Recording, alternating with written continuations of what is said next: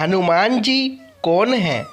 एक बार पार्वती जी ने शंकर जी से कहा, भगवान, अपने इस भक्त को कैलाश आने से रोक दीजिए, वरना किसी दिन मैं इसे अग्नि में भस्म कर दूंगी। यह जब भी आता है मैं बहुत असहज हो जाती हूँ। यह बात मुझे बिल्कुल भी पसंद नहीं है। आप इसे समझा दीजिए, यह कैलाश में प्रवेश न करे।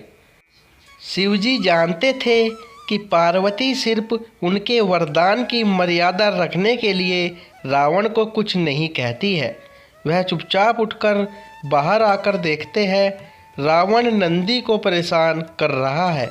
शिवजी को देखते ही वह हाथ जोड़कर प्रणाम करता है। प्रणाम महादेव। आओ दशानन, कैसे आना हुआ? मैं तो बस आपके दर्शन करने के लिए आ गया था महादेव। आखिर महादेव ने उसे समझाना शुरू किया। देखो रावण, तुम्हारा यहाँ आना पार्वती को बिल्कुल भी पसंद नहीं है, इसलिए तुम यहाँ मत आया करो। महादेव, यह आप कह रहे हैं? आप ही ने तो मुझे किसी भी समय आपके दर्शन के लिए कैलाश पर्वत पर आने का वरदान दिया है, और अब आप ही अपने वरदान को वापस ले रहे हैं।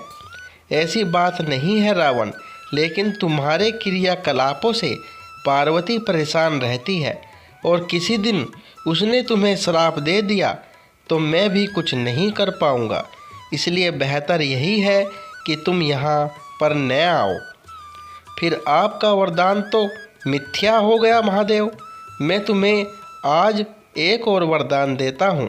तुम जब भी मुझे याद करोगे मैं स्वयं ही तुम्हारे पास आ जाऊँगा, लेकिन तुम अब किसी भी परिस्थिति में कैलाश पर्वत पर मत आना। अब तुम यहाँ से जाओ। पार्वती तुमसे बहुत रुष्ट है। रावण चला जाता है। समय बदलता है। हनुमान जी रावण की स्वर्ण नगरी लंका को जलाकर राख करके चले जाते हैं, और रावण उनका कुछ नहीं कर सकता है। वह सोचते सोचते परेशान हो जाता है कि आखिर उस हनुमान में इतनी शक्ति आई कहाँ से। परेशान होकर वह महल में ही स्थित शिव मंदिर में जाकर शिवजी की प्रार्थना आरंभ करता है। उसकी प्रार्थना से शिवजी प्रसन्न होकर प्रकट होते हैं। रावण अभिभूत होकर उनके चरणों में गिर पड़ता है। कहो दशानन, कैसे हो? शिवजी पूछते हैं। आप अंतर्यामी हैं महादेव, सब कुछ जानते हैं प्रभु। एक अकेले बंदर ने मेरी लंका को और मेरे दर्प को भी जलाकर राख कर दिया।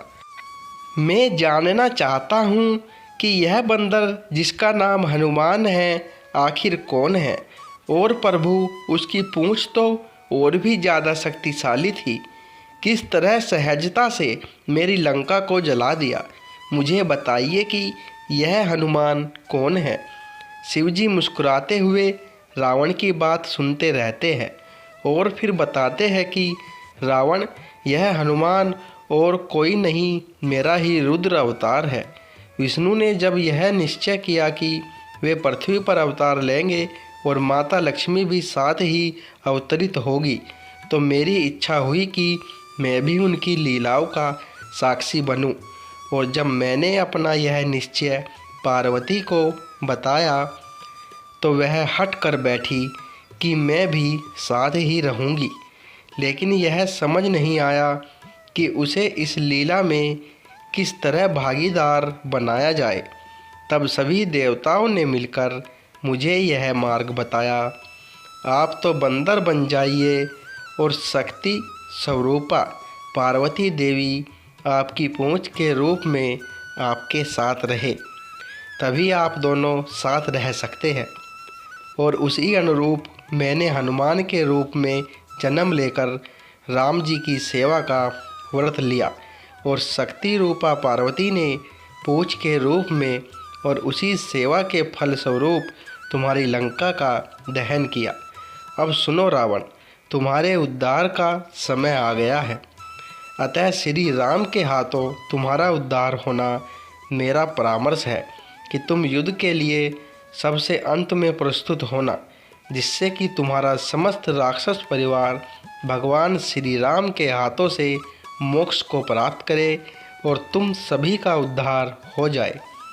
रावण को सारी परिस्थिति का ज्ञान होता है और उस अनुरूप वह युद्ध की तैयारी करता है और अपने पूरे परिवार को राम जी के समक्ष युद्ध के लिए पहले भेजता है और सबसे अंत में स्वयं मोक्ष को प्राप्त होता है।